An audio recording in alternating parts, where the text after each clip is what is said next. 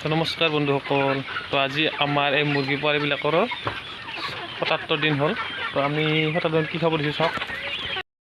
আমি এনেকৈ ঘাঁহ কাটি খাব দিছোঁ, ঘাঁহ দিছোঁ, ঘাঁহ বান্ধি কিনে দিছোঁ, এতিয়া খাই আছে।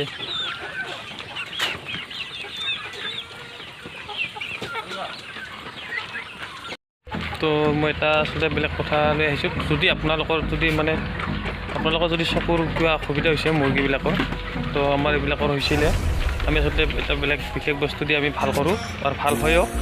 আমি এইটো আমাৰ ইয়াত আচলতে কাজকান্দা বুলি কয়, আপোনালোকে কি কয় নাজানো। তো মই দেখাই দিম, আপোনালোকে চাব, ভিডিঅ'টো সম্পূৰ্ণ শেষলৈকে চাব। তো কেনেকৈ দিব লাগে, কি হয় সেইটো বস্তুটো। যদি আপোনাৰ জালি হয়, মানে মুৰ্গীৰ যিটো চকুটো মানে জালি হয়, অলপ মানে বাঢ়ি আহিব মাংসটো, জালি হ'লে দিলে ভাল আচলতে। বেছি মানে কমতে দিলে সোনকালে ভাল হৈ যায়। তো মই ভিডিঅ'টো আৰম্ভ কৰোঁ, দেখাই আছোঁ। তো আপোনালোকে চাই ল'ব কি বস্তু হয়, কেনেকৈ দিব লাগে। তো ভিডিঅ'টো আৰম্ভ কৰোঁ। বস্তুটো একদম ঘৰুৱা বস্তু, সকলোৰে ঘৰতে থাকে এইটো বস্তু। ফুল হৈ আচলতে পূজাতো দিয়ে এই বস্তুটো, আপোনালোকে চিনিয়ে পায়, তথাপি মই দেখাই দিছোঁ। তো অসুখটো এনেকুৱা হ'ব, এনেকুৱা হ'লে মানে এৰি দিব লাগিব। এই আমাৰ এনেকুৱা হৈছে, মানে অলপ মানে দেখা নাপায় ভালকৈ, চকুটো জালি বান্ধি দিছে, একদম দেখা নোপোৱা হৈছে। তো এতিয়া আমি ঔষধটো দিব লাগিব, এইটো দি দিম আমি, চাব। তো এই ফুলটো লওক পোনপ্ৰথমে, আপোনালোকে চিনিয়ে পাইছে কিজানি, এইটো আমি কাজকান্দা বুলি কওঁ আমাৰ ভাষাত, আপোনালোকে একোকে নাজানো আমাৰ ইয়াত কাজকান্দা।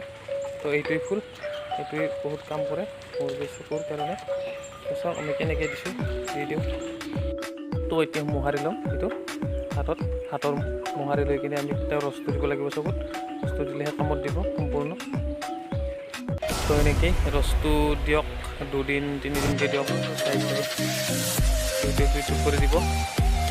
আপোনালোকে যদি সদায় দিয়ে, 2-3 দিন দিয়ে, অট'মেটিক ভাল হৈ যাব। এনেকৈ দিয়ে।